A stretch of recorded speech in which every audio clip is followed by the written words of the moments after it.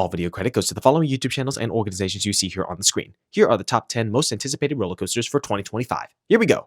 At number 10, we have Top Thrill 2. Yes, I am putting this on this list because if you really think about it, if you discount all of the preview and media days for this coaster was only open to the public for 4 days in 2024. And the only reason I'm putting so much emphasis into this coaster specifically is because I got the chance to go to Cedar Point for the very first time this past summer and didn't get a chance to experience Top Thrill 2 like most of us enthusiasts were promised. So I am crossing my fingers that for 2025, when this and their new coaster opens up, that it will actually be working and functional and it won't have the amount of downtime that we experienced for the past 20 years with Top Thrill Dragster. At number 9, we have Hot Wheels Twin Mill Racer Coaster from Mattel Adventure Park.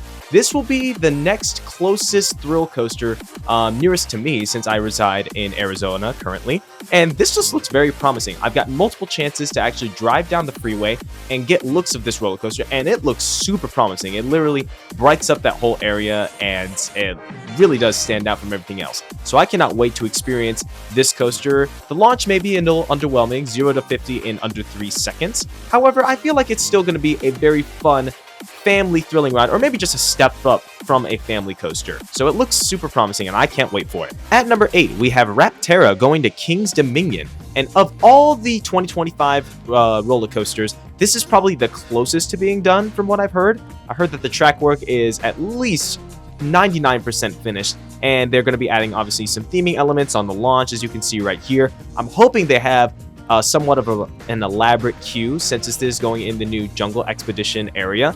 And I'm hoping for some more keyhole fly-through elements, because I feel like that's what makes a wing coaster a wing coaster. And for this being on the thrill level of, say, Thunderbird at Holiday World, I have a feeling that this is going to attract a lot of crowds, and those keyhole elements will make the coaster even better and bring out some more surprises. At number 7, we have Wrath of Rakshasa.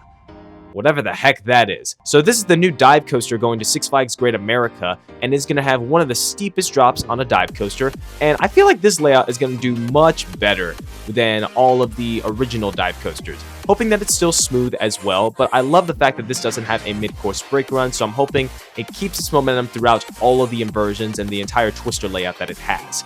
At number 6, we have the coaster that none of us saw coming, and that is Siren's Curse, the new tilt coaster coming to Cedar Point. I see this is probably opening after Top Thrill 2 is finished and out of the way, so I'm hoping that one opens first, and then this will open as kind of like the second punch for the 2025 season.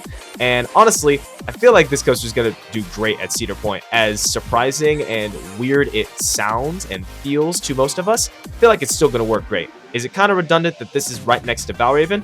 Sure, but I feel like this is going to attract more crowds, and people are going to recognize at least the difference because they see an entire track piece break off and tilt you all the way down. At number 5, we have a coaster that has also been well underway, and that is Fast and Furious Hollywood Drift coming to Universal Hollywood Studios. As long as my plans line up with when this coaster is opening up, you can expect me to be an opening day guest for this coaster's first day of operation. Now, I don't know too much about this roller coaster. I do know that it's going to be a spinning launch coaster kind of in the style of Cosmic Rewind.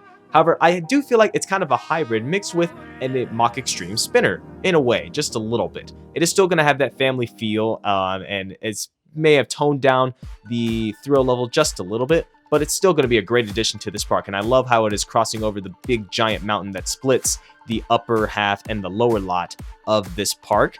And with Fast and Furious theme, I feel like it'll make people appreciate it a lot more. The only thing that's Fast and Furious themed at this park is the excerpt during the studio tour, which is kind of meh. So I hope this coaster does super duper well when it opens up. At number 4, we have another Universal roller coaster. This is Donkey Kong Minecart Madness coming to Epic Universe. Now, for those of you that don't know me, I am a huge fan of Nintendo. I grew up on Super Mario and Donkey Kong and all the games of those franchises. And when I saw this coaster announced, I was like, this is going to be one of the greatest things ever created. So I hope that it does as well as it's being hyped up, because it already looks amazing and they've already begun testing. There's tons of theming around it, and I can't wait to be immersed into the world of Donkey Kong Country and just experience all the different things from a first-person point of view. Psych, we'll get to that coaster in just a minute. The number 3, we have Alpine Fury coming to Canada's Wonderland. This was another coaster that I did not really see coming, let alone one that was going to intertwine with Canada's Wonderland's Wonder Mountain once again. So this looks like a promising premier launch coaster, and I believe it's one of the longest ones that I've seen thus far. I can't wait to see how this is, and I kind of wish that this was the new edition Volcano coming to King's Dominion, but I am very happy that this is going to Canada's Wonderland as a new edition launch coaster, because they don't really have that standout launch coaster. So this will do very well in the park, and it's really going to stretch out throughout the entire midway. So it's really going to be seen from multiple different angles. And yeah, it looks like such a promising Premier Rides launch coaster. And at number 2, we have Epic Universe's other roller coaster that has been highly talked about, and that is Stardust Racers. This is the Mack quadruple launch roller coaster, if you will. It is really 2 coasters that both have 2 launches, so it is also going to be 2 coaster credits. Thank you very much, Epic Universe. So this is going to be a very fun roller coaster from what it looks like. I personally have never ridden a Mack Rides launch coaster before, but from what it looks like and from what I've heard about most of them, they do deliver a really great experience. So I'm hoping that this ride does absolutely that, and it will probably have some very fun night rides. The trains are going to be light up, and just with the theme that this coaster has and the theme within the Celestial Park area of Epic Universe, I'm hoping that it does very, very well in what it's supposed to do. And I love how they went with an original theme for this roller coaster. It really is going to stand out and be one of the signature attractions of this park. And at number 1, we have Falcon's Flight going to Six Flags Qiddiya. Now, we don't have an official opening day for Six Flags Qiddiya either. However, assuming this also opens in 2025, like they said they were going to do, it's going to have all of our eyes glued to it, because this is going to be the new tallest, fastest, and longest roller coaster in the world.